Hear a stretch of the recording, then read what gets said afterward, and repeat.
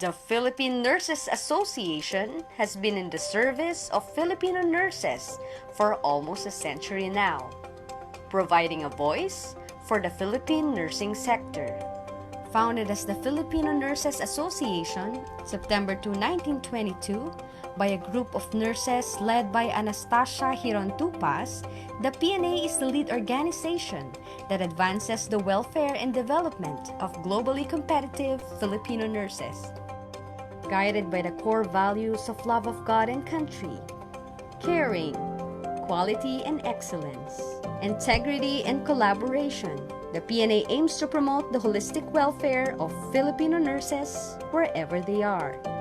With the interests of nurses in mind, the PNA provides an avenue for the discussion of significant professional issues impacting the work and life of nurses. The PNA believes that having adequate nurse-to-patient ratios, appropriate shift work of nurses, just and commensurate compensation, security of work tenure, positive organizational climate, and increased reputation in the healthcare sector are priority professional issues needing action that redounds not just to nurses but to patient safety as well. The PNA works with all levels of government, with local, regional, and national government agencies, including Congress and judiciary, to advance nursing as a profession. The influence of PNA is essential for the passage of significant legislation that have impact to nurses, the nursing profession, and the patients they serve. The PNA strives to continually advance the science and practice of nursing. All year round, the PNA conducts continuing professional development seminars to support in building capacities of Filipino nurses. The Philippine Journal of Nursing, the official publication of PNA, now was Scopus Indexed, and Western Pacific Region Index Medicus, a reputable international journal, has a rich collection of peer-reviewed articles. In 2019, the Philippine Journal of Nursing was inducted in the Nursing Journal Hall of Fame of the International Academy of Nursing Editors. Evidence is needed for policy and practice changes. PNA conducts research on nurses' welfare, with the results informing policy and practice reforms. National conventions and international nursing conferences are held not only to gather nurses all over the Philippines, but to build a stronger community of nurses towards excellence and professionalism. The PNA is every nurse's home. With over 90 chapters in the Philippines and 15 chapters abroad, the PNA caters to every Filipino nurse, wherever they are in the world. The PNA is the nurses' unified voice. The PNA stands up when our Filipino nurses are treated unjustly and represent them in their fight against any form of abuse and unfair treatment. We can, and we will make nurses' voices even louder. Nurses will have more influence and bargaining ability and will less likely to be ignored. We will make sure that we will get represented in the highest levels of government and decision-making. With strong resolve and working together, nurses can make a difference. Visit our website at www.pna-ph.org and sign up as a member today. As a member, you are entitled to the following benefits: Consultation on socio-economic welfare and political rights of nurses. The PNA Legal Counsel is available for schedule of consultations and referral to technical legal advice on administrative and labor cases whenever necessary. The PNA members have the access to continuing professional development opportunities with discounts and PNA reading room materials and information, as well as discounted rates in availing PNA dormitory. PNA members have access to the Philippine Journal of Nursing and mutual aid benefits. PNA may give recommendations for local and international grants and postgraduate studies. Individually, nurses already make a difference to their patients' and clients' life. Join PNA, and collectively, we will make a bigger impact for all nurses, their families, their patients and clients, and the society. Together, we will raise the profile of Filipino nurses.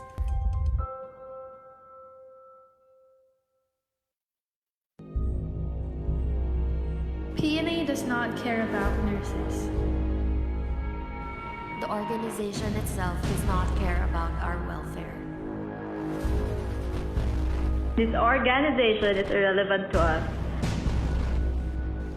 PNA is all about making money.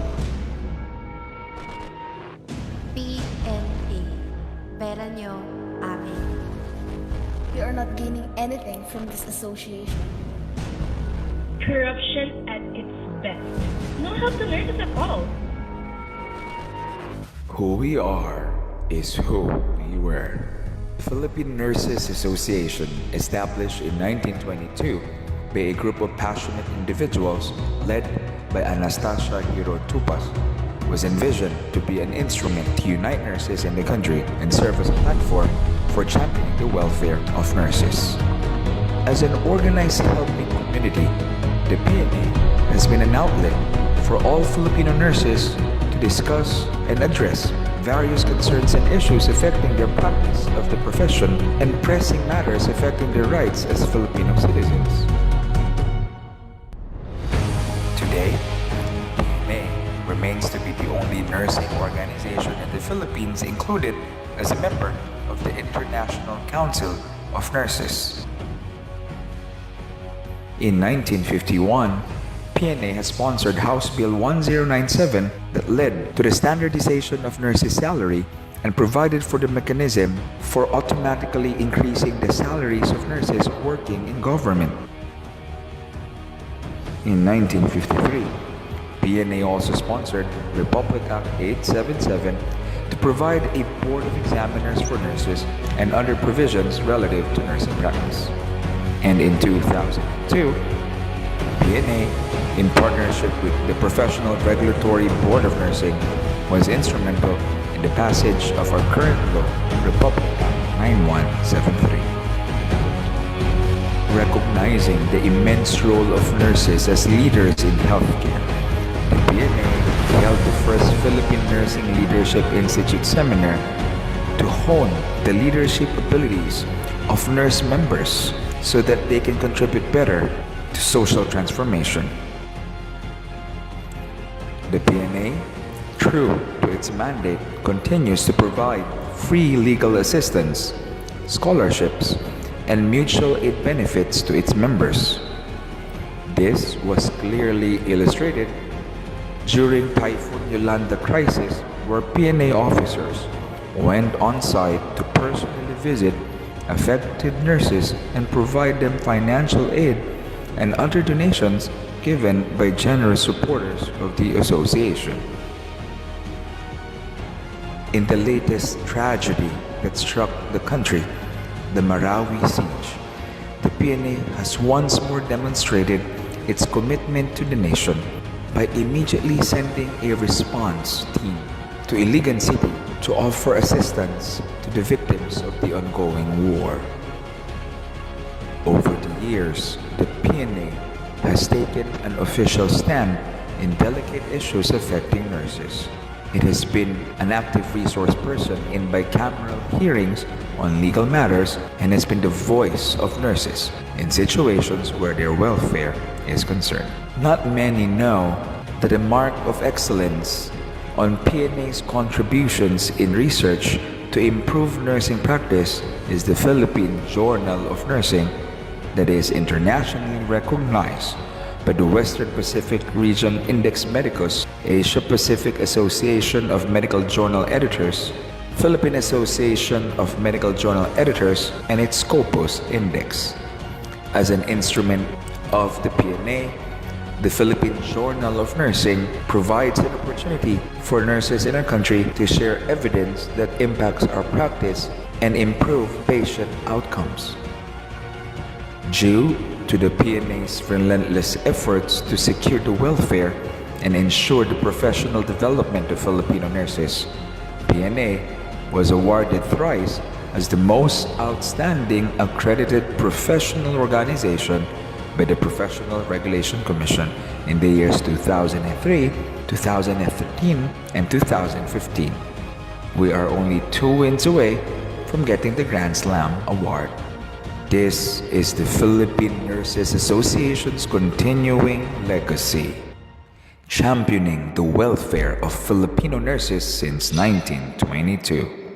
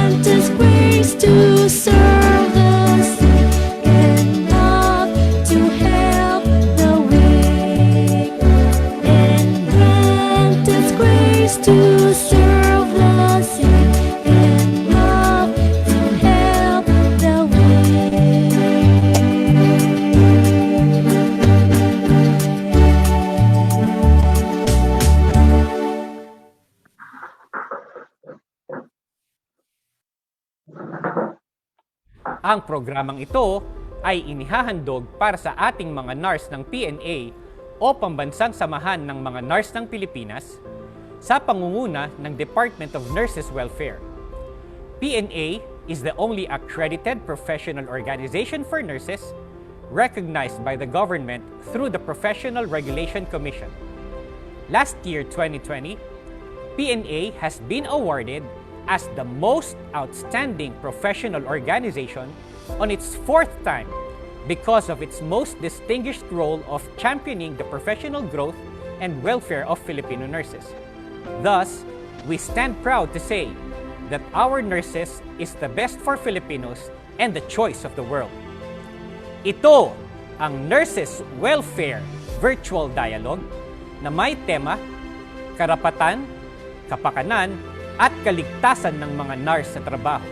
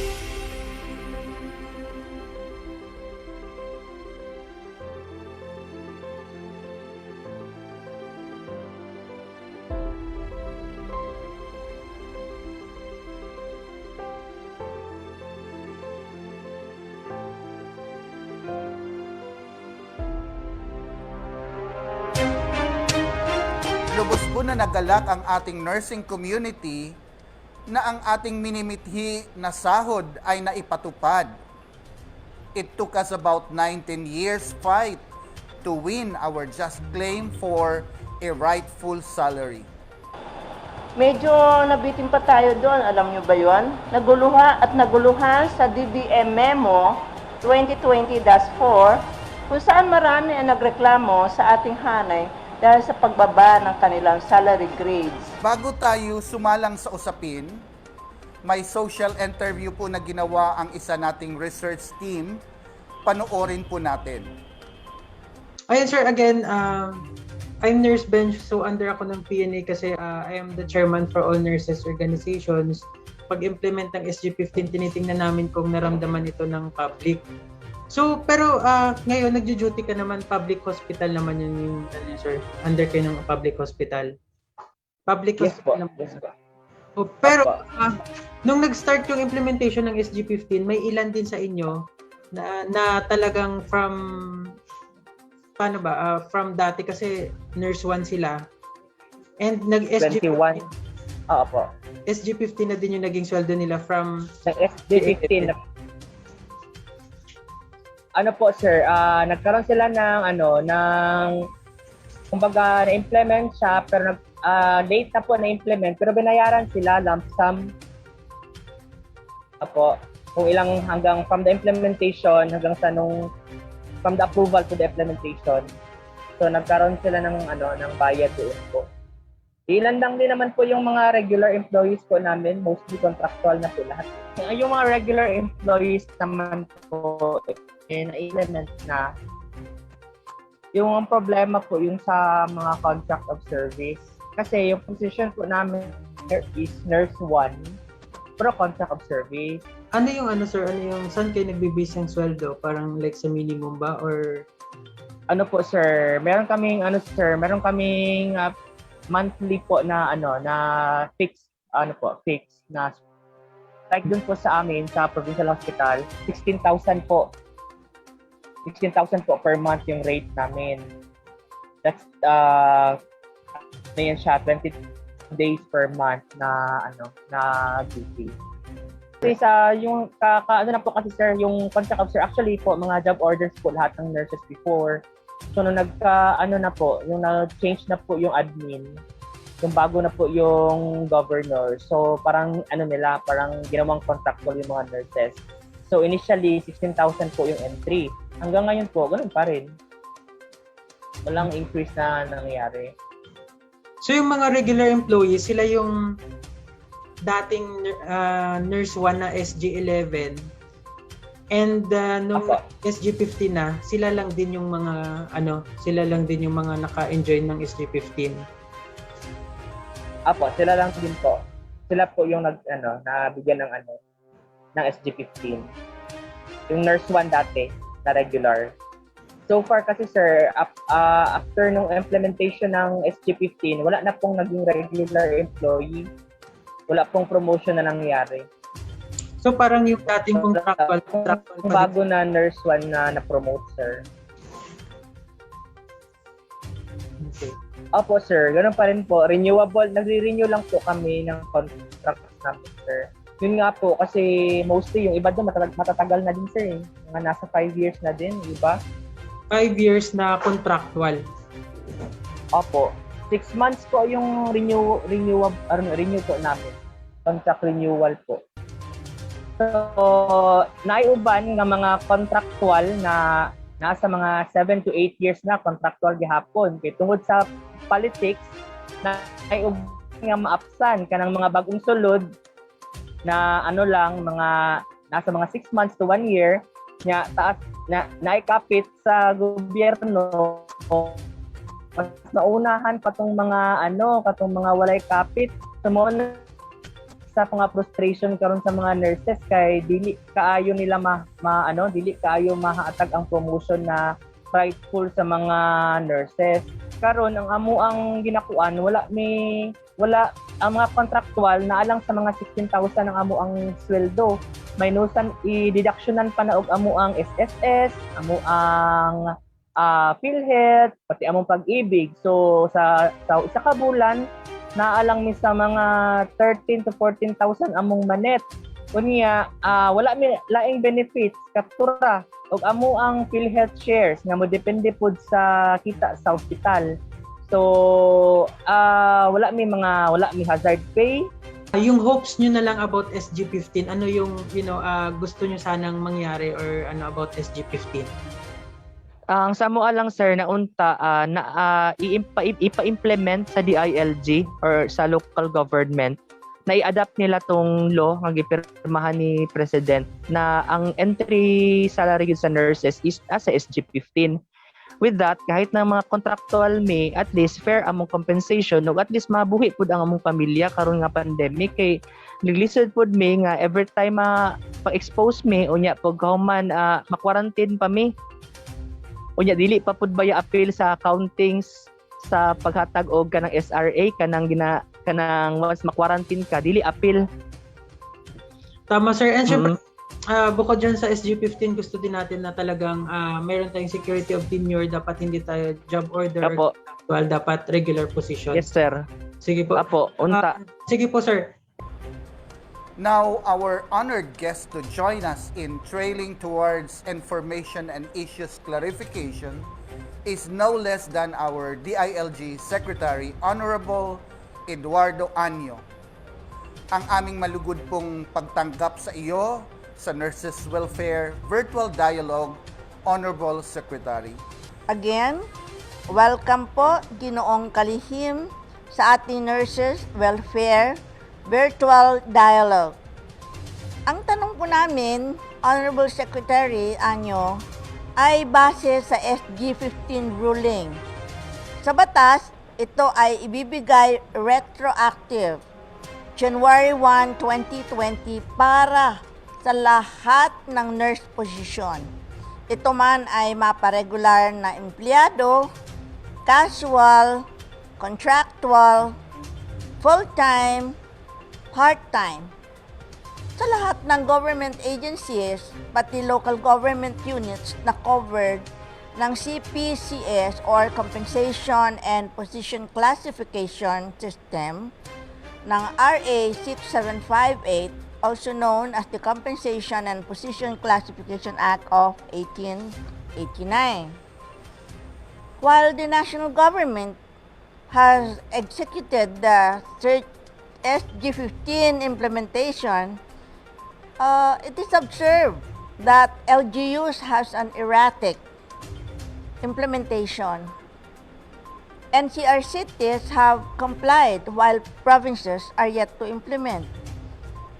Ang tanong po namin is there a support directive from DILG to upkeep the Supreme Court ruling on SG15 implementation to all LGUs? How do our LGUs go about implementation of SG15 for nurses? At the moment, we are just waiting for the DBM and DOH to finalize the joint guidelines on the SG15 implementation for nurses. This would serve as our basis in walking our LGUs through a step-by-step process. We are certain that the DBM and the DOH are carefully studying and planning the next appropriate actions while keeping in mind existing laws such as the Philippine Nursing Act, the Compensation and Position Classification Act, and the Local Government Code. I'm also confident that they are also taking into consideration the 2022 implementation of the Supreme Court's ruling on the Mandanas cases. Maraming salamat for illuminating to us that information, Honorable Secretary. Ang mga cities ng Metro Manila ay agad sila nagpatupad ng SG15. Personally, na-check namin ang mga nurses na nagwo-work sa ating local city governments like Manila, Quezon City, Valenzuela, Caloocan, Navotas at Malabon. Then all the cities of NCR, lahat po nagpatupad ng SG15 salary. Sa mga provinces natin doon, Sir Neil, medyo hindi lahat at hindi sabay-sabay ang pagpapatupad ng salary grade 15. Agree ako dyan, Ma'am Shirley, and the most reason why there is delay in the implementation is because of the budgetary constraints of the LGUs concerned. Wala silang maibigay para dito. Tama. Oo naman. Saan kukuha? Ng pambayad. Ng pambayad. LGU na, LGU, speaking of LGU. Ang tanong namin, Sir Kalihim, is this. In instance where ang local government has limited budget and resource to be used for nurses, salary compliance, what could be the possible solution po ng LGU to take? And what help can the ILG extend to our LGUs of the same circumstance? Diba? Parang ang hirap pong isipin, Secretary Anyo. Paano po kaya, sir? The DILG, together with the DOH, DBM, DOF, and PHIC, jointly issued guidelines on the allocation, utilization, monitoring, and accountability for the Special Health Fund, which was created under the Universal Healthcare Law to augment LGU funds for health. Currently, 58 LGUs nationwide are participating as UHC integration sites and shall be provided with technical and financial support from the AGAs. This would help them achieve managerial integration during the first 3 years of implementation and financial integration within the 3 years thereafter. Sources of funds include financial grants and subsidies from NGAs, income from PhilHealth payments, donations and financial grants from CSOs and IHPs, among others. The remuneration of existing health personnel under civil service positions will remain chargeable to the LGUs. Sa usapin naman patungkol sa health services, particularly at the LGU level, samot-sari ang ating nakikita at nararanasan. Pero sa karamihan ng ating nakikita, hirap ang ibang LGU na mapaisulong ang maayos na serbisyong pangkalusugan. Para tumbukin ang ibig mong sabihin, Sir Neil, kakulangan sa budget, pangkalusugan ang dahilan ng mabagal o mababa na level ng health service sa ating mga devolved health units and hospitals. Pero po, we emphasize we are not speaking here in general terms. May mga LGUs din naman na ipapaangat na maganda ang kanilang health services. Agree ako. Tama ka dyan, Ma'am Shirley, kasi sabi nga daw ng karamihan ng mga senior nurses natin, most especially sa provinces, malaki ang difference the time when provincial and district hospitals were under the DOH. Yes, that is true. Baka hindi ka pa noon pinanganak, Benji. Nung effective sa amin yan. Naabutan ko yan. Diba? Yes. Ang devolution ng health services. So, I guess, ang ating health service is one basic service of the government. So, intervention of the pandemic somewhat caused a seaway in the government's tooling and strategizing for the implementation of the universal health care, which has become a law on February 2019. Nung nasa 2019 tayo, lahat patungkol sa universal health care ang tunog, no, ng mga usapin. Papaano kaya? Kaya ba? Pwede ba kahit sa mahirap? You know, all of those. So, tayo lahat ay makikinabang kaya. So, ito ay nawala na nagkaroon tayo ng pandemya. So, it's something, you know, it's something that we did not even expect it because of this pandemic. So, Honorable Secretary, please allow me to ask you, now that the full implementation of the devolution has been prescribed by the Executive Order 138, kayo po ba sa LGU will be able to reconcile with the principle of the UHC when the said law shall be put on the ground for implementation? Simpler said, will the full devolution setup of the government be able to translate what is said as equitable access to quality and affordable health care goods and services? Sir? We will still continue to work with DOS and capacitate our LGUs to improve their health systems. Even with next year's full devolution, the national government agencies will remain accessible to LGUs whenever they need assistance. In fact, our LGUs will also be crafting their own capacity development agenda and devolution transition plans. Meanwhile, the DILG is currently making efforts to help them develop these plans for the devolved functions, including health services. That's really the challenge for the LGUs, but we are very optimistic that we will be able to really provide quality health care to our communities and population. Sa Department of Nurses Welfare, may nakalap kami na balita na may mga nurses daw na na-employ sa isang local government and they were promised a good salary, so they agreed to work in an LGU designated hospital. Matapos na hindi sila nabigyan ng sahod ng ilang buwan, nag-decide sila, yung mga nurses, na umalis o mag-resign. Yung mag-resign na sila, tsaka lang sila pinapipirma ng kontrata. Ano ba yun? Yes, totoo yan, Ma'am Shirley. Hindi ba? Di ba dapat yung umpisa pa lang magtrabaho ka, may kontrata ka na ngayon? Ano to?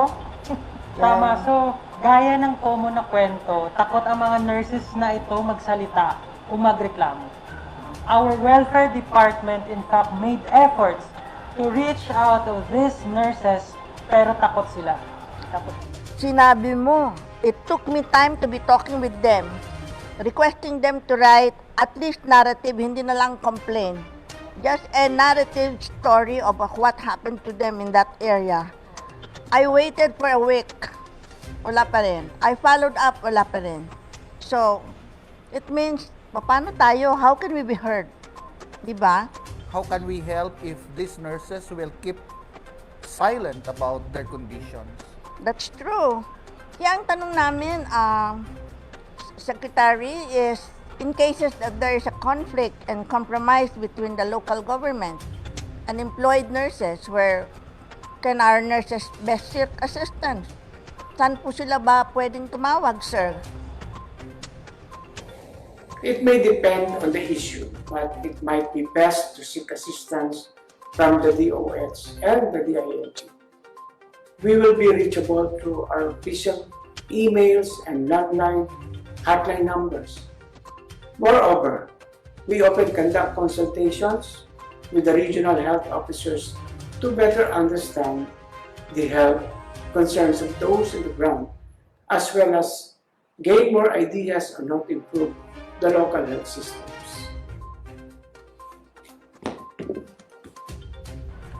Thank you, Secretary, for making that clarification. Now, I hope our nurses will really be brave to go out and speak and then to really go to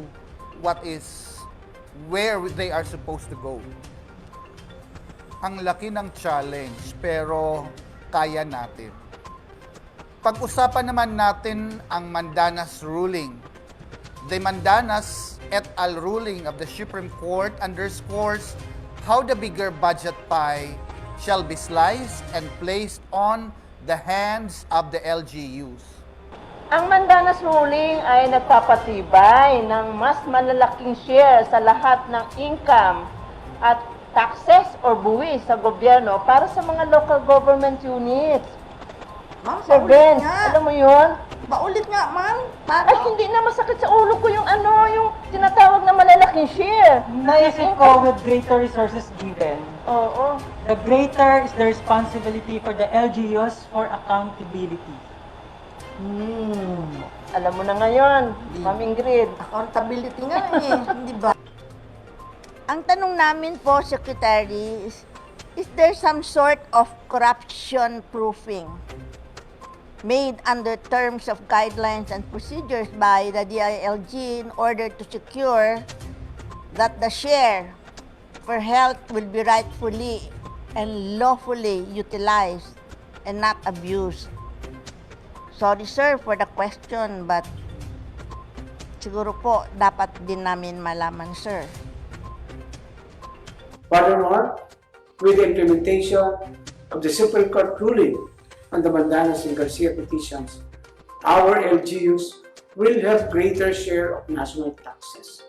Thus, they will have more budget to implement their health mandates falling under Section 17 of the Local Government Code. Maraming salamat, Secretary, for really making us confident that there will be no corruptions under this implementation of the devolution. Ating pasalamatan ng ating mapugay at magiting na panauhin, Honorable Secretary Eduardo Anyo. Kayo po, sir, ang naging matibay naming government resource sa usapin ng local government. At ang PNA ay nagbibigay sa iyo ng Certificate of Appreciation para sa iyong malaking partisipasyon sa programa namin ito. Please allow me to read the certificate nobly accorded to our guests, and this reads: on the occasion of the PNA Nurses Welfare Dialogue with the theme Karapatan, Kapakanan at Kaligtasan ng mga nurse sa trabaho, the Philippine Nurses Association Department of Nurses Welfare declares its honor and appreciation to Honorable Secretary Eduardo M. Anyo, Department of Interior and Local Government.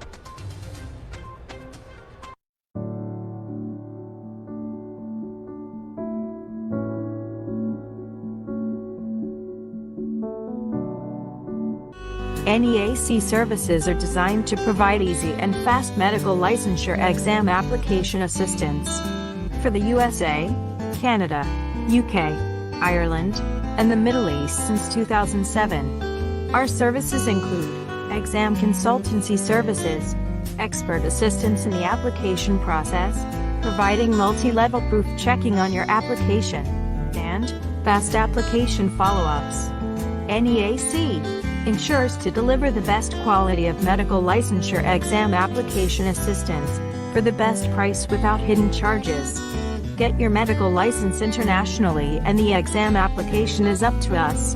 NEAC, your innovative pioneer partner for easy medical exam application.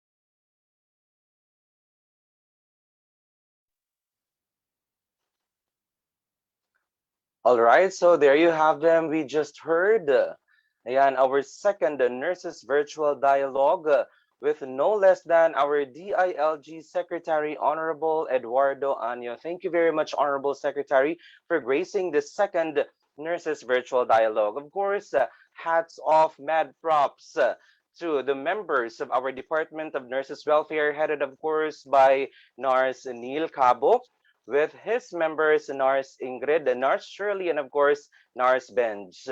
Sa ating mga nurses, pagpupugay po sa ating mga makabagong bayani. Happy National Heroes Day to all our fellow nurses.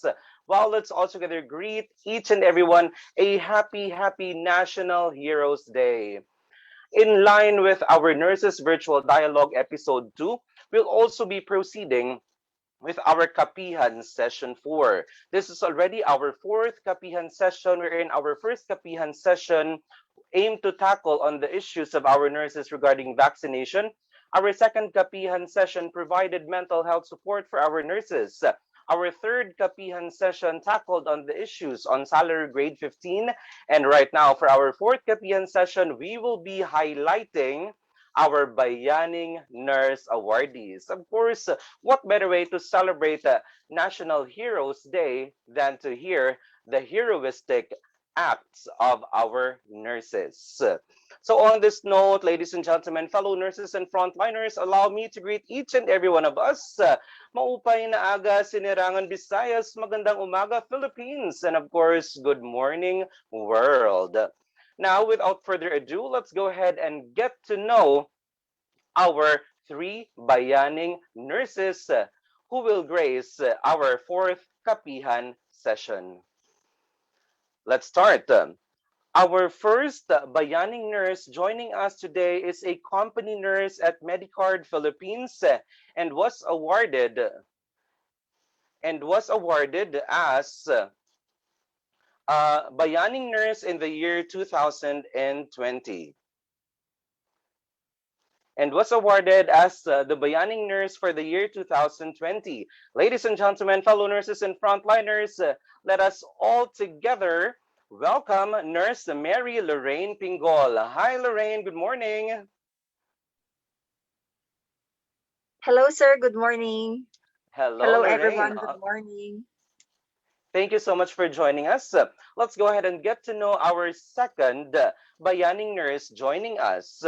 Our second Bayaning nurse is a staff nurse at the Philippine General Hospital for 15 years.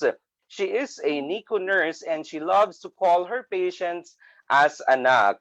Awarded Bayaning nurse for the year 2021, we have Nurse Esmeralda Ninto. Hi, good morning, Nurse Esmeralda. Good morning po. Good morning. Joining us today as well, on this very momentous occasion, is our third Bayaning nurse. Our third Bayaning nurse is also a staff nurse at the Philippine General Hospital. It is with delight that we welcome another Bayaning nurse for the year 2021, Nurse Phoebe Malabanan. Good morning, Nurse Phoebe.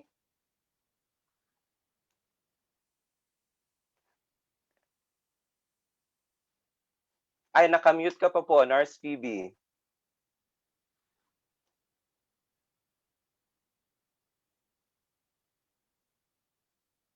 Ayan, good morning po sa ating tatlong Bayaning Nurse Awardees, and thank you very much for sparing your time to join our nurses on this momentous occasion. So, first up, Nurse Lorraine, Nurse Esmeralda, and Nurse Phoebe, kumusta kayo ngayong pandemic? How are you doing? Kumusta ang ating duty? Let's hear from Nurse Lorraine. Nurse Lorraine, kumusta ka this pandemic? Hello. Can you hear me well? Yes Okay. po. Yeah. So, ongoing pa rin po yung pandemic natin ngayon, no? And since we have this Delta variant, naging mas mabilis ang transmission ng infection. Mas dumami yung mga positive, COVID-19 positive patients. So ako, as a company nurse, dito sa company where I'm working, marami na pong infected. And unlike before, noon kasi nung wala pa yung Delta variant, usually mga mild cases lang yung mga COVID patients ko dito na pinapauwi ko. Kasi syempre, pero ngayon meron po yung mga nagiging moderate to severe yung kanilang infections. I don't know why. Is it because of the Delta? Well, I don't know. Pero ngayon ko po naranasan yung I had patients na kailangan nilang dalhin sa ospital, okay? Because they were experiencing difficulty of breathing already at home. COVID positive po sila, and then I tried to look for available hospitals, pero unfortunately, halos lahat ng ospital ay puno na. So that is one sad thing about our situation. And of course, bilang nurse dito sa kumpanyang ito, pasyente ko sila, I was worried about them. So ang nangyari is home care. Home care. Ako po at saka yung kapwa kong nurse dito sa company clinic, pati yung company physicians namin, kami po ang nag-alaga sa mga pasyenteng iyon on home care. And fortunately naman, they have improved. And we are happy about that. At least they were able to save money that they could have spent if they were hospitalized. Ang mahal-mahal pong ma-ospital. So yun po yung mga Yes. experiences ko ngayong taong ito during this pandemic, no? Yeah, somehow it's a challenge kasi natatakot po ako because yun nga yung ating healthcare system ay hindi maayos sa ngayon. Ayun po. Pero so far, I'm enjoying my job, of course. That's good. I have this passion to help my patients, to serve them. Hindi po mawawala sa atin yun. Yes, talagang saludo kami sa iyo for having the passion. And at the same time, ika nga, di ba, Nurse Lorraine, laban lang. All right, so thank you so much, Nurse Lorraine, for sharing your current experience. How about Nurse Esmeralda? Nurse Esmeralda, kamusta ka ngayong pandemic? How are you doing?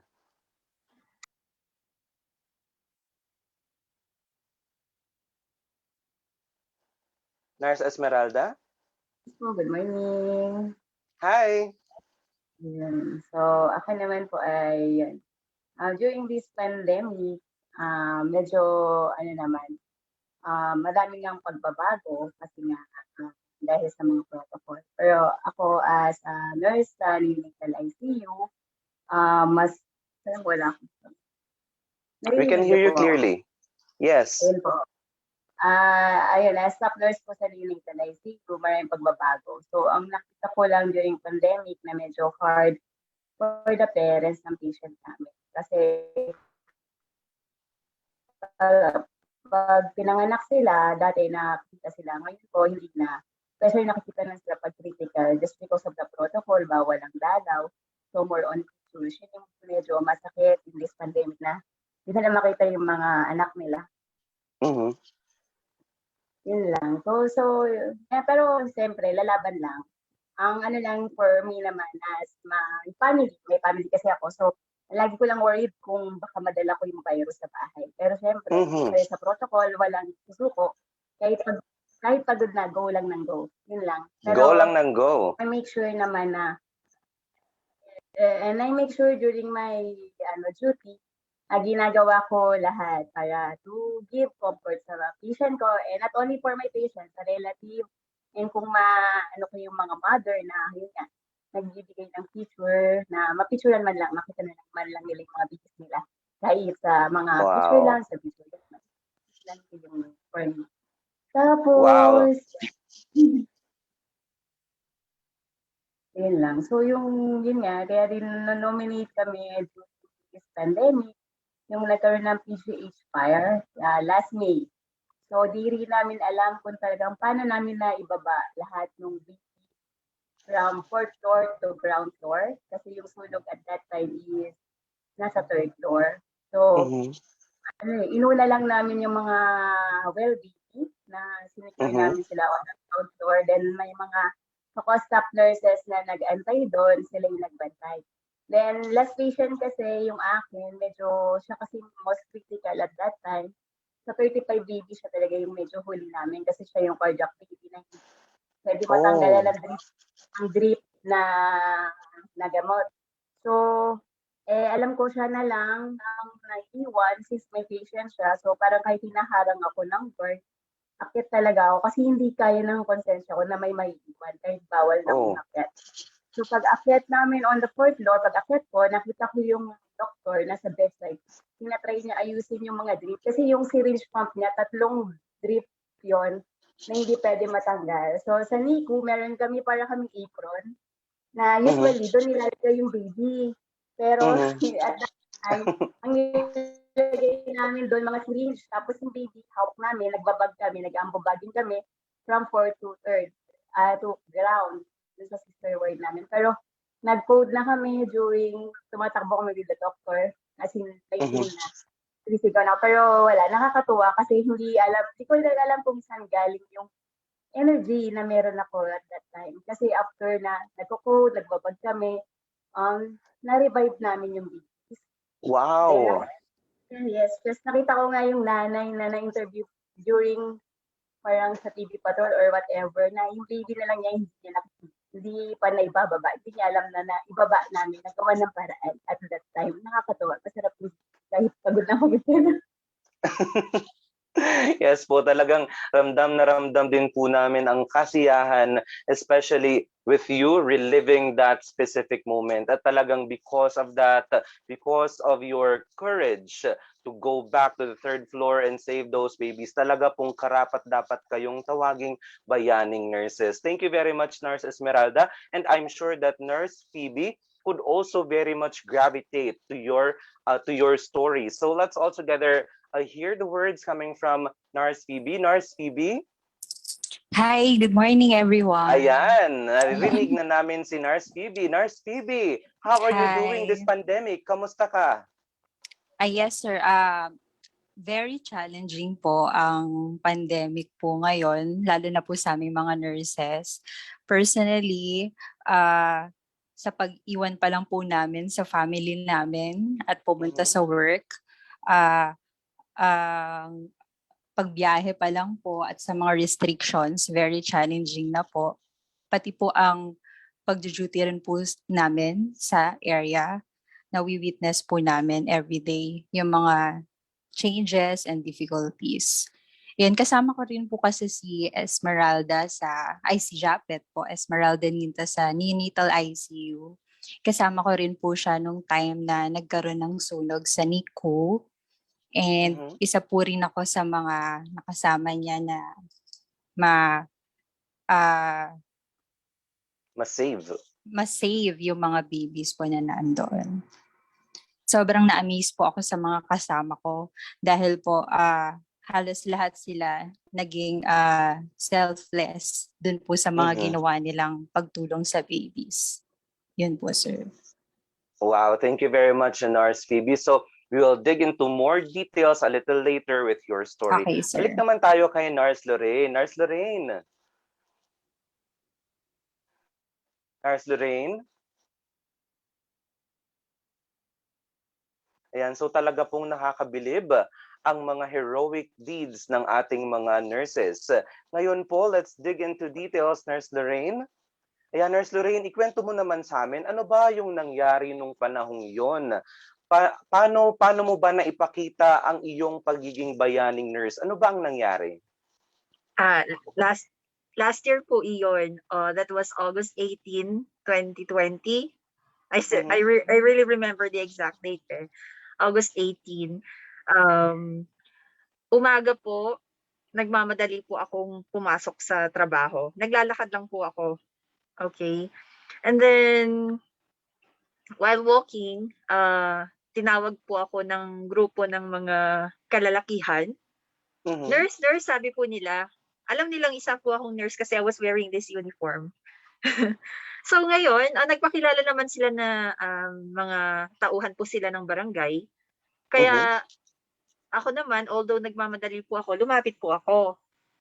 Okay? And then paglapit ko, humingi po sila ng tulong sa akin dahil mayroon pong homeless mother na nanganak sa kalsada. Actually, nakalabas na po ang bata. Okay? Kasi nadatnan nila na nakalabas na eh. Pero, however, hindi pa po tapos yung delivery process kasi yung inunan nasa loob pa. Wala pang cord care. So, hindi pa po tapos lahat, no, yung aftercare ng mag-ina.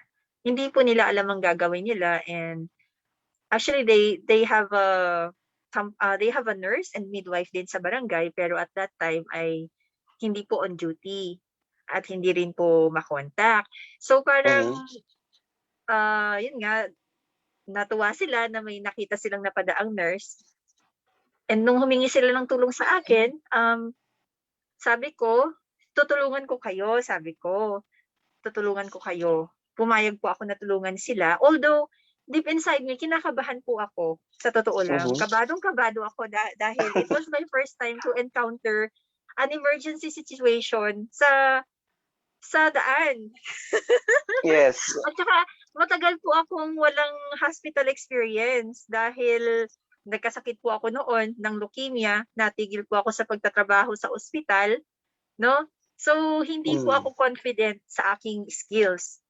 But then, sabi ko, okay, I will take this challenge. Gagawin ko yung pagtulong sa mag-ina. Anyways, isa akong nurse at nag-aral naman ako. I just have to recall what I learned, di ba? And I just have to pray to God while helping them para maging successful. So, to make the long story short, ayun, naging successful po yung pagtulong ko sa kanila. After I assisted them, nag-instruct na lang ako doon sa mga tauhan ng barangay na dalhin nyo na po sila sa ospital since meron naman silang barangay ambulance. 'Di ba? Meron naman silang mga basic tools like BP apparatus. I-monitor nyo na lang yung kanyang BP while on transfer, on transit, mga ganon. So, ganun po yung nangyari nung araw na yon, August 18, 2020. And hindi ko po inaasahan na magiging isang napakalaking balita po iyon. Hindi ko po inaasahan lahat ng nangyari pagkatapos po ng pangyayaring iyon. And to be given awards, hindi ko rin po inaasahan iyon. Yun. So, Nurse Lorraine, during that specific moment, sinabi mo na kinabahan ka. Sinabi mo na nag-alangan ka na lumapit doon sa mag-ina. Pero as a nurse, ano ba yung naramdaman mo? What motivated you? What inspired you to go ahead and proceed to help the mother giving birth and the baby? What motivated you? Because I had what ifs in my mind, no? So, of course, nandoon po yung aking takot na baka ako ay magkamali. Hindi po ako takot na magka-COVID. Hindi po ako takot doon sa bagay na iyon. Pero ang takot ko is yung magkamali. Kasi once na nagkamali ako, I will put the mother and the child in danger, 'di ba? So hindi kaya ng konsensya natin 'yon. Tapos may ano din 'yon, may kaso ka rin. Tama? Ayun. But then I had what ifs, no? What if I didn't help them? Who would help them? Yes. Kasi there was no one else eh. The barangay nurse and the barangay midwife were not there. Naghahanap sila ng tutulong sa kanila. So, if I didn't help them, what will happen to them? Who else can help them? No? So, yung concern for those patients, yung mag-ina, yung concern for the mag-ina, yun po yung nag-push sa akin na tulungan ko sila. Although I'm not confident with myself as a nurse. I mean, with my skills, no? With my skills as a nurse in that situation. Nag-decide ako na tulungan sila out of my concern for them. So, nilakasan ko po yung loob ko. And prayers, of course. Yun. Ayan, so talagang very innate sa ating mga nurses, no, to have the concern and the compassion for our nurses. Kahit gaano tayo kakinakabahan, talagang gagawin natin yon kasi nakikita natin na ang ating mga pasyente or ang mga tao ay nangangailangan ng ating tulong. And with that, Nurse Lorraine, talagang siguro your clinical instructors also deserves recognition as well kasi naalala mo pa yung mga basic skills in the delivery process at talagang isa yon sa testament na maganda ang pagtuturo nila sa iyo because naalala mo. Thank you very much, Nurse Lorraine. Let's also hear the story coming from Nurse Esmeralda, Nurse Japet. Nurse Japet and Nurse Phoebe. Yeah, Nurse Japet. Yes po. Yan, so Nurse Esmeralda, dalhin mo kami pabalik doon sa sitwasyon na yon. Ano ba yung nangyari? Paano nyo nalaman na may sunog? Ano ba yung unang naisip mo? Ano yung ginawa mo nung mga panahong yon? Honestly po kasi, kala ko nagbibiro lang yung isang kasamahan ko na may parang usok. So parang kasi pag gabi, nagpapaligo kami ng babies. At that time, dun kasi ako sa area na mga infectious disease. So yun yung hawak ko. So parang tatlong intubated or basta hindi ko na matandaan.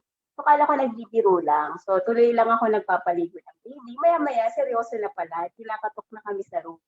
Nasabi nila na, may sunog, may sunog. So kala ko joke lang. So lumabas ako. Kasi ko, medyo mausok na. So, ang inuna namin, dahil infectious yung baby ko, dapat sila talaga inuli. Tapos mga medyo mas critical sila. So, ang inuna namin, iniwan namin yung baby ko sa unit. Tapos inuna namin yung mga well baby kasi meron kami area by area. Well baby, mga cohort, and yung mga COVID positive, yung mga probable baby namin. So, inuna yung mga well-baby. So, naibaba na namin yung mga well-baby, sinunod namin yung mga critical. Yun nga po, yung last, pero parang 4 times kami nagpabalik-balik. That time, kaya parang post-COVID ako, so parang hingal na hingal ako. Pero despite of kahit hingal talaga, hindi mo magawang hindi na umakyat. Parang gano'n. Lahat ng mga kasama ko gano'n. Kasi parang ilan din kami yung nag-akyat baba with Ma'am Piti. Kasi iba talaga, hindi pwedeng umakyat kasi wala namang maiiwanan sa mga biking binaban. Kasi yung ibang bibi namin, parang binabag nila without O2 para lang maibaba namin, ma-safe namin yung mga batang yun. Talagang alam mo yun, yung pagtutulungan. So parang hindi lang sa amin lang na na-awardee, lahat kami ng susunod talagang ginawa yung dapat gawin. So yun, pero yun nga, yung nag-akyat baba, yung last critical patient na cardiac nga na baby, na yun nga yung pinakahuli, na umiyak na nga yung nanay kasi sinabi nung fellow natin na siya na lang yung naiwan sa taas. Pero as nga, patient ko siya, not only kasi patient, just because hindi talaga, kahit sino namang nurses gagawin na may maiiwan doon. Kahit sobrang pinipigilan na kami ng mga guard kasi magpa-fire out na talagang nagtanggal na sila ng mga ilaw. Pero which is, matapang hindi ko rin alam kung saan galing yung tapang kahit ang dilim nung paakyat, masyadong matarik. Hindi ko rin alam kung, basta pagdating ko nakita ko yung doktor, yung mga syringe pump ng mga gamot niya, kahit on code na hinihinga, tumatakbo kami, hinihinga ko, nire-revive namin siya. Parang amazing lahat yung nangyari. At after pa nung na-survive namin, hindi pa natapos yung gabi na yun kasi yung mga baby namin na walang ventilator, kami rin nagbabag, 2 kamay namin, binabag namin. As in, palitan, ihi ka na, kakaway ka lang for the, so minsan yung isang kasamahan ko, 3 na yung binabag niya kasi kailangan mong umihi, kailangan uminom for a while. Pero the best talaga, sobrang amazed. Hindi talaga namin alam kung saan galing lahat yung energy at that time. Yun lang. Lahat kami, not only awardees, for awardees kasi yung pangalan lang, pero lahat kami, that duty. Saka saludo talaga ako sa mga guard that time. Di talaga kami iniwan hanggang mababa na lahat ng duty. Kahit sumisigaw na sila na, may baby pa rin, may baby pa rito. Parang hindi nga namin kayang dalhin lahat, especially the critical. Pero nangyari na ipabala. Kasi sobrang may ipabala. Nakakatuwa. So, Nurse Japet, di ba na-mention mo na kahit pinipigilan na kayo ng mga guard, talagang nagpupumilit ka pa rin pumasok. What was your motivation na bumalik doon? Ano ba yung nararamdaman mo? Siguro yung passion din ng, not the passion, the work As a mom, parang, alam mo yun, initiative ko na walang maiiwan. Anak ko yun Lahat kasi ng mga patient ko everyday, kahit nga yung mga mami na, kasi may mga KM si mami kami na, pag lagi tawag ng anak-anak, parang nagsasabi na, anak mo yan lahat, ma'am. So I treat them, all my hindi ko siya treat as patient I treat them na lahat sila anak ko. So kung paano ko alagaan yung mga anak ko, ganun ko din sila inaalaga. So, siyempre, as a mother, di mo talaga iiwan na kahit anong mangyari. Kahit gaano ka-danger yan. Gagawa ka ng paraan para masipin sila. So, yun talaga. Yung passion mo talaga as a mother. Talagang nandun po yung pagmamahal. Pagmamahal na feel mo bilang isang ina, na feel mo din para sa iyong mga pasyente. Ika nga, di ba, during your introduction, you call your patients as anak. Talagang anak tawag ko sa kanila. Every baby na hawakan ko during my duty, anak, o teka lang, yung mga ganun, pinakausap talaga. Nakakatuwa po at talagang nakakabilib. I'm sure na makaka-relate din po sa kwento mo si Nurse Phoebe. Nurse Phoebe, so nung mga panahon na nag-aakyat baba sila Nurse Esmeralda, Nurse Japet, ano naman yung ginagawa mo during those times? Ay, yes sir, opo. Isa po ako sa mga umaakyat at baba with Japet. That time kasi, ako yung charge nurse. So, yung pressure talaga, parang lahat nasa akin. Kasi para kung paano ko ba sila i-guide or i-coach kung anong gagawin. Pero nakakatuwa po kasi that time dahil hindi na po sila talaga hindi na po sila kailangan talagang i-coach kasi automatic po talaga sa bawat isa sa amin sa team kung ano yung mga ginawa nila. So, biglang automatic na yung isa, I mean everyone, meron pong mga kanya-kanyang ginampanan. Like yung mga nagbaba po ng babies, yung kumuha po ng milk, yung mga nagbantay po dun sa mga naibaba sa baba. Sobrang nakakatuwa lang po talaga yung bayanihan nga po na sinasabi nila. Na dun ko lang po talaga na naramdaman na totoo po palang ito po pala ang bayanihan na sinasabi nila. Wow. Ayun po, sir. Mm-mm. Tapos, nung mga panahong yun, Nurse Phoebe, hindi ka ba natakot masunog or masaktan? Sir, sa totoo lang po, honestly po, unang-una pa lang na nakita ko po yung naamoy ang usok at nakita. Natakot po talaga din ako para sa sarili ko. Pero mas natakot po kasi ako para sa mga babies na may iwan namin doon. Hindi po kasi nila kaya yung sarili nila eh. So parang para sa akin, kailangan ko po talaga silang iligtas. Kailangan po namin iligtas. Yun po talaga yung nasa isip namin that time. Sabi nga ni Nurse Esmeralda no na kahit hingal siya during that time, hindi siya napagod. Yes, At yes sir. Opo. Ikaw din po ba ganun din po? Yes sir, na-witness ko po. Nagulat po ako rin sa sarili ko. Paano ko po naakyat? Kasi po, pag mga ordinary times, nag-elevator po talaga ako kasi hindi ko po kayang umakyat hanggang 4th floor. Tapos, pero sabi ko, ang galing ni Lord that time. Kasi sabi ko, paano ko nagawang makaakyat baba ng parang 4 to 5 rounds ba yun? Parang ang galing po talaga nun. Hindi lang po ako, pati po ng mga kasama ko. At tumakbo pa po ang PGH po kasi medyo malayo ang mga pagitan ng mga areas para itakbo sa labas, balik sa taas. Ayan po. Yun po talaga ang mga nangyan. Imagine ko lang, no, siguro nung times na nagtatatakbo ka, meron kang dalang-dalawang bata. Yes, sir. Ang hindi ko po talaga makakalimutan, yung isa pong intubated baby na sa totoo lang nakakaiyak yung moment na yon kasi pinagpilian ko pa po silang dalawa kung sino po kaya ang una kong ibababa. Parehas pong intubated, kumbaga ba critical po parehas. Pero alam ko po kasi talagang ibabalik sa kasamahan ko. So, kinuha ko po yung isa at habang pababa po kami sa hagdanan, binabag ko po siya nang wala pong O2. So, kinakausap ko po siya, sabi ko, kayanin mo baby, kayanin mo. Tatakbo ko, pero yung takbong safe po. Kaya natin ito makaabot din po sa sister ward po namin na kung saan may mga O2 ports at may mga makakatulong po sa atin. So, sobrang natuwa naman po ako nakaabot po siya. At actually, lahat po ng babies, ang galing din po nung time na yon. Actually, marami kaming critical babies that time. Pero, naibaba namin lahat yun. Sobrang galing po ng team talaga namin. At nagpapasalamat po talaga ako sa kanila sa lahat ng tumulong.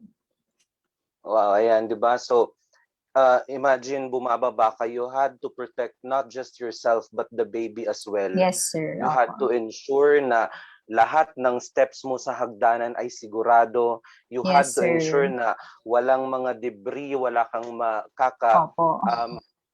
makakaano na tao. At saka you had to ensure that you had to place the baby in a safe place. So with that, with your courage, with that being selfless, you really deserve to be called our bayaning nurses. So balik naman tayo kay Nurse Lorraine. Ayan, Nurse Lorraine. Si Nurse Lorraine po ay nagpaanak sa kalye. Di ba? Wala sa clinical setting. Nagpaanak si Nurse Lorraine sa kalye last August 18, 2020. Nurse Lorraine.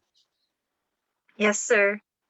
So, Nurse Lorraine, how does it feel to become a bayaning nurse, na matatawag ka talaga na isang bayaning nurse? Hindi lang ito about the award, but you being a bayaning nurse. How does it feel?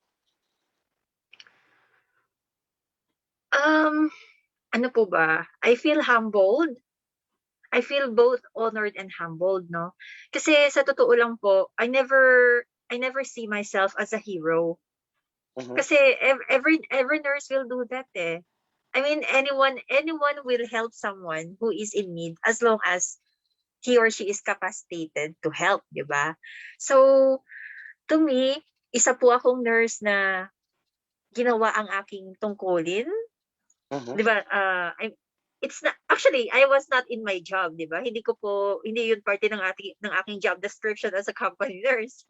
Hindi po ako nagtatrabaho sa barangay. But then, isa po tayong nurse and meron po tayong sinumpaan na tutulungan natin ang ating kapwa sa oras ng pangangailangan, 'di ba? Nursing kasi is a gift to humanity eh, no? It's not just a profession or a job. So ako naman since ganun yung aking paniniwala, I just did what I knew that I had to do during that time. Pero hindi ko po nakikita na isang bayani iyon. But then, to the eyes of many people, isa raw pong bayani. So, syempre, hindi naman natin kontrolado kung anong iniisip ng ibang tao, di ba? So, ako po ay natutuwa at nagpapasalamat sa inyong lahat na natuwa doon sa aking nagawa para sa mag-ina at ganun kalaki ang inyong appreciation sa akin to the point na tatawagin niyo akong isang bayani. Pero sa totoo lang, isa lang po akong hamak na nurse. Isa lang po akong hamak na nurse. Ayun po. Isa ka pong hamak na nurse na naglakas loob, na tumulong, and you were able to save 2 lives because of that courage. And with that, Nurse Lorraine, lahat kami ay hindi lang natutuwa, kaming lahat ay namamangha, kaming lahat ay believe dahil sa kadakilaan na ginawa mo para sa mag-inang yon. Maraming salamat, Nurse Lorraine. How about Nurse Phoebe? Nurse Phoebe, after being able to save all those babies, how does it feel? How does it feel to be acknowledged with that heroic deed? How does it feel to be a bayaning nurse? Sir, ang bayani po ay parang napakalaking word para sa akin. So, sobrang na-flatter and overwhelmed po ako. Parang medyo nalulunod po ako sa word na bayani. Pero kasi sobrang natutuwa naman po ako sa pag-recognize po sa ginawa po namin, sa ginawa po ng team namin. Pero para sa akin din po kasi, bayani rin po ang tingin ko sa teammate ko sa pag-save po sa mga babies. Kaya po sobrang thankful din po ako at na-recognize po din ng tao yung ginawa po namin. Pero sa totoo lang po din kasi, natural naman po sa pagiging nurse din po, ang una nga po pag-serve at yung pag-save po talaga, natural din po sa atin. Kaya po sobrang salamat din, sir. At In kaming behalf lahat po ay ng team, nagpapasalamat. yes namin. Yes, sir, opo. At kaming lahat, Nurse Phoebe, ay nagpapasalamat. Mas nagpapasalamat kami sa inyo for taking the courage and for taking on that siguro dangerous task for you to be able to save all those helpless babies. Because if you didn't have that courage and if you didn't have that strength, then we just don't know if what would have happened to all those babies in the NICU. With that, maraming salamat. Yes, sir. Thank you so much, sir. How about si Nurse Esmeralda? Nurse Esmeralda, ayan, isa kang bayaning nurse.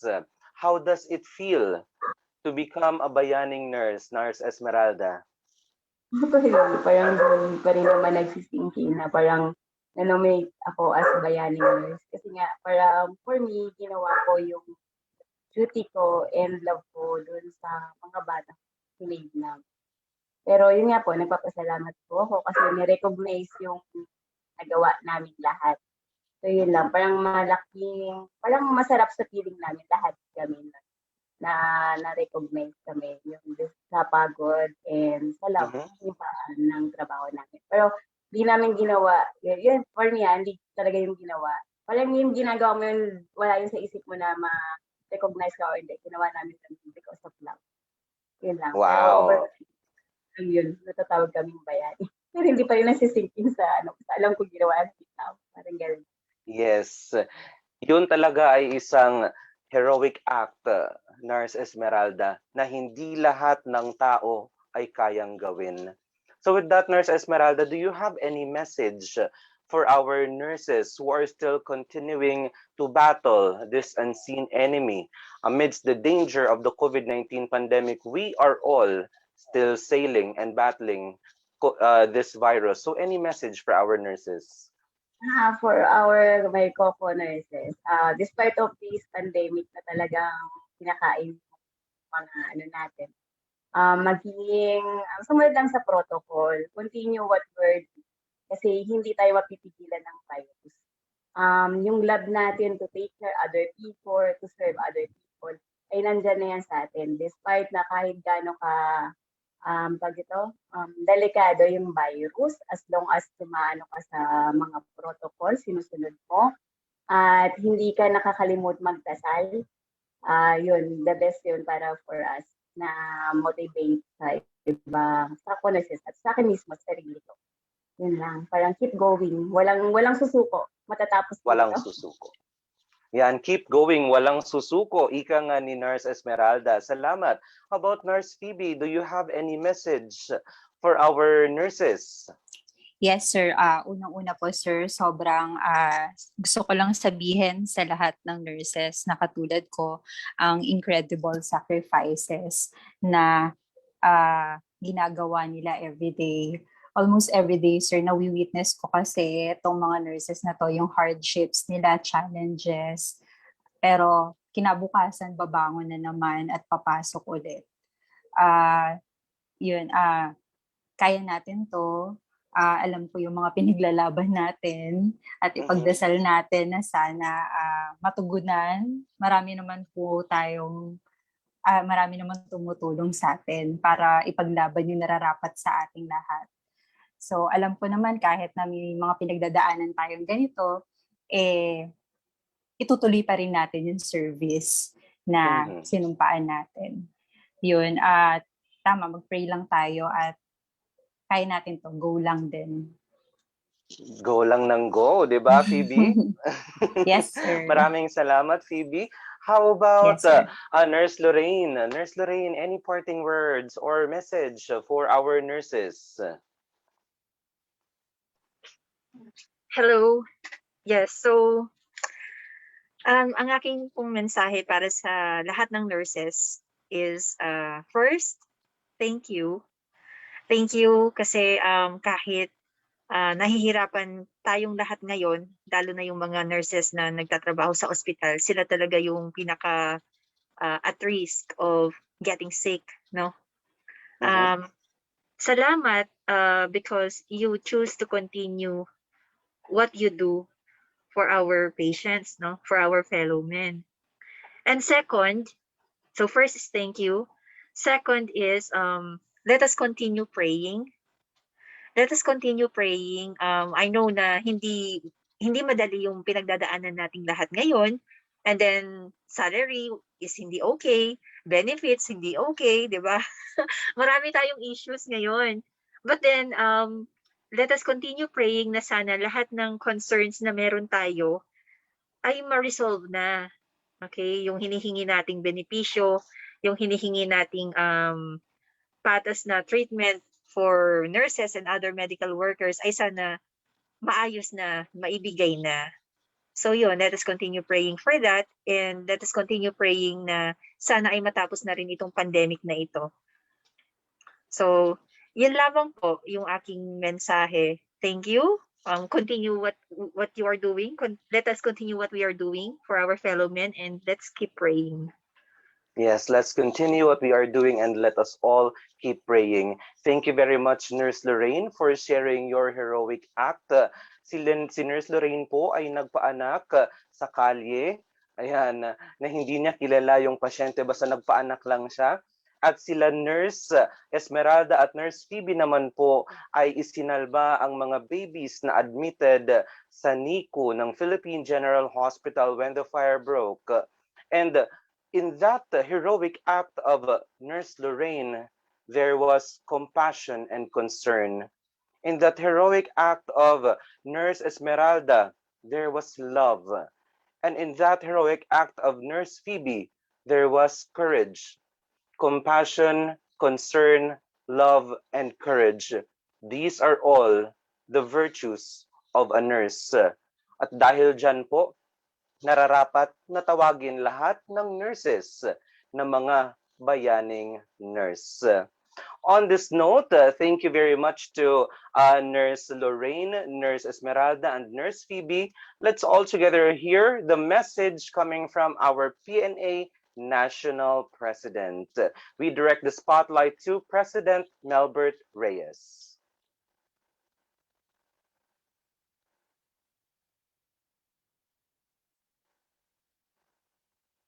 Pres?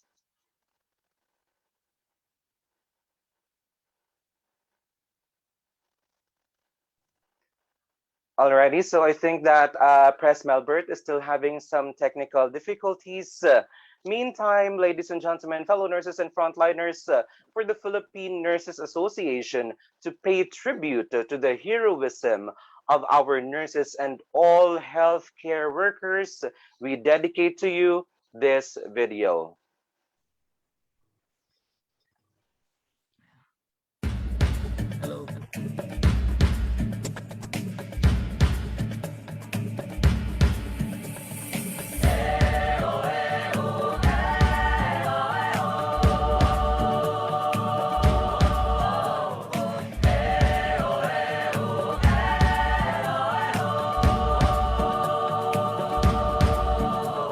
Hubarin ang takot sa iyong damdamin, ipamalas ang angking galing. Tumayong buong tapang, harapin ang buhay, akapin ang tagumpay. Tulungan ang kapwa't bigyang halaga, huwag hatakin ng pababa. Isipin huwag sana ang sarili lang, pakisama't bayanihan. Subukan nating isulong at ligawan ang magandang bukas. Ikaw at ako magkasama tayo sa lubungin ng kinabukasan.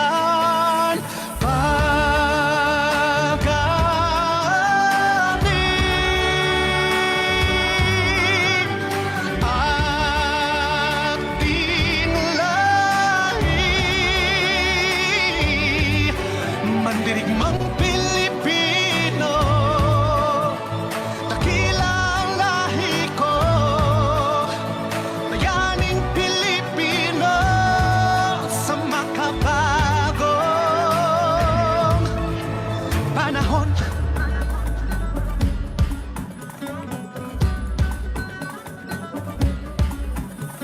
Halina't hawakan ng aking kamay, sabay abutin natin ang tagumpay.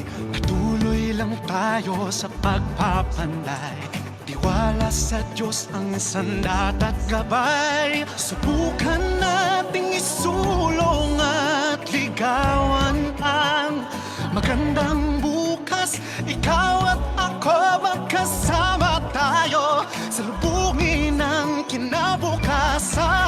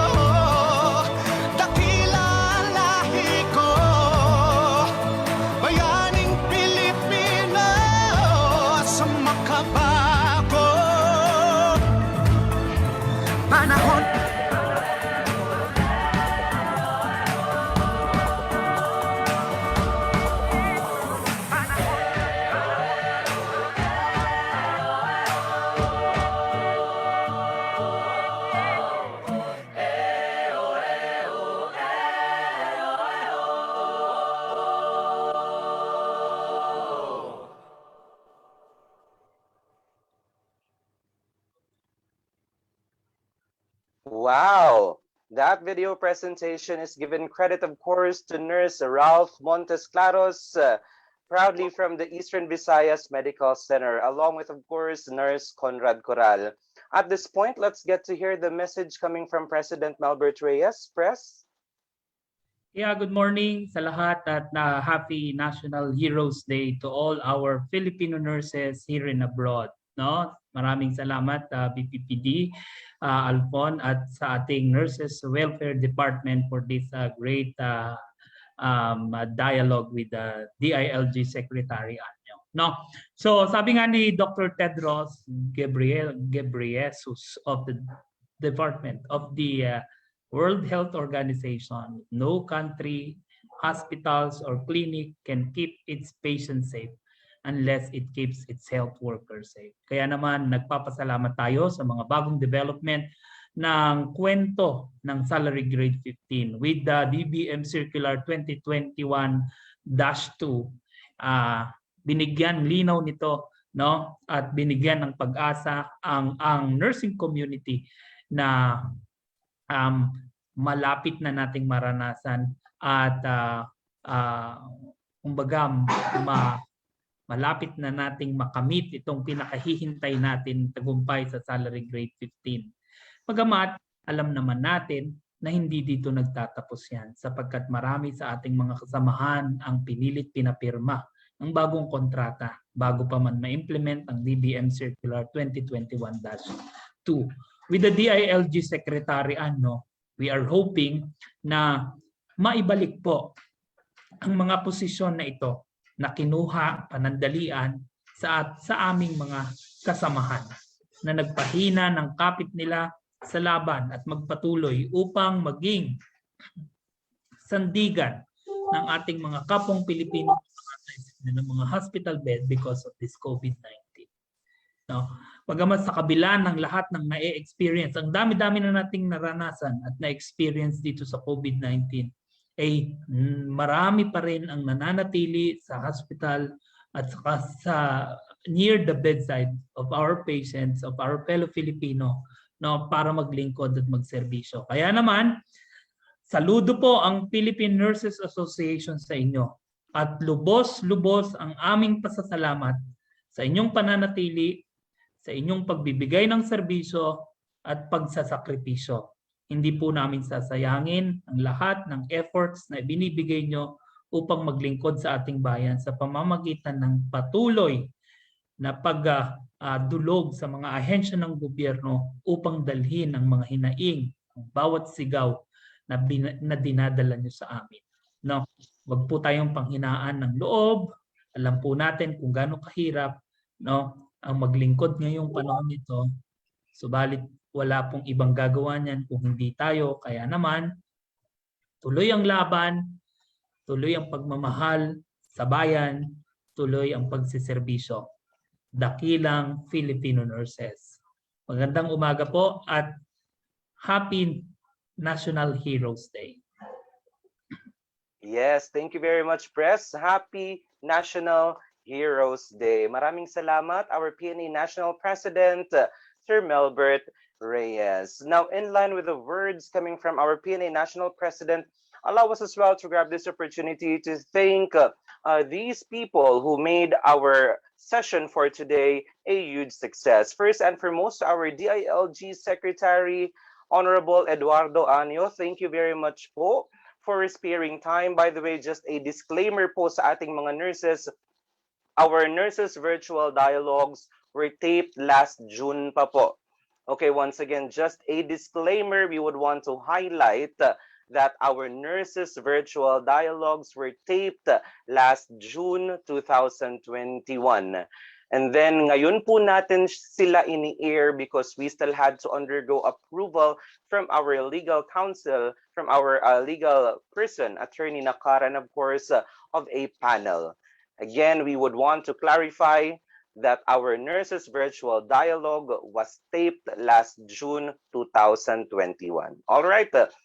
Of course, we'd also want to say thank you as well to our ever-dynamic Department of Nurses Welfare headed by Nurse Neil Cabo, along with his members, Nurse Ingrid, Nurse Shirley, and of course, Nurse Benj. We'd also want to say thank you as well to our bayaning nurses who graced their presence to share their stories and inspire our nurses. Maraming salamat po, Nurse Lorraine, Nurse Esmeralda, and of course, Nurse Phoebe. Maraming salamat din to Governor Doris Obias and Governor Clement John Navarrete for coordinating with our bayaning nurses for them to be able to participate in this session. Maraming salamat din po sa ating mga department committees and of course to our President, Chairperson, Governor George Lim, and to our fellow Board of Governors. Maraming salamat po once again to Mr. Ralph Montesclaros and Mr. Conrad Corral, along with the other frontliners of the Eastern Visayas Medical Center for that tribute video. On this note, ladies and gentlemen, once again, it has been an honor facilitating this second Nurses Virtual Dialogue in the 4th Kapihan session. This is yours truly, Nurse Alphon Gilierdi Daga, the current National Vice President for Programs and Development of the Philippine Nurses Association, saying thank you everyone for being with us, and we all greet our nurses. Happy National Heroes Day. Have a great day, everyone. Enjoy.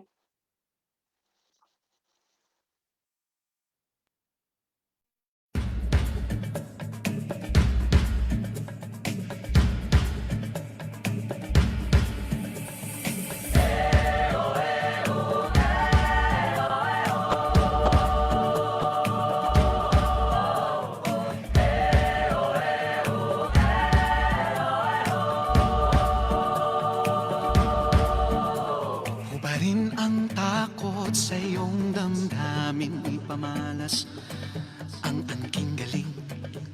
Tumayong buong tapang, harapin ang buhay, akapin ang tagumpay. Tulungan ang kapwa't bigyang halaga, huwag hatakin ng pababa. Isipin huwag sana ang sarili lang, pakisama't bayanihan. Subukan nating isulong at ligawan ang magandang bukas. Ikaw at ako magkasama tayo sa lubungin ng kinabukasan.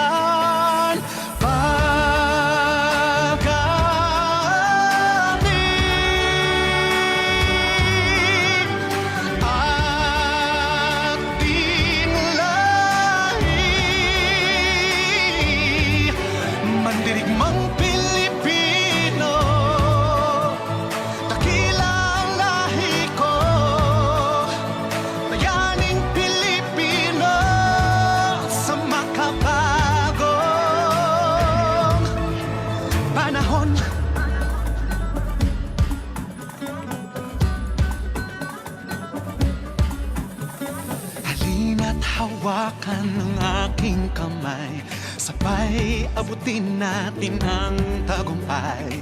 Patuloy lang tayo sa pagpapanday, tiwala sa Diyos ang sandat at gabay. Subukan nating isulong at ligawan ang magandang bukas. Ikaw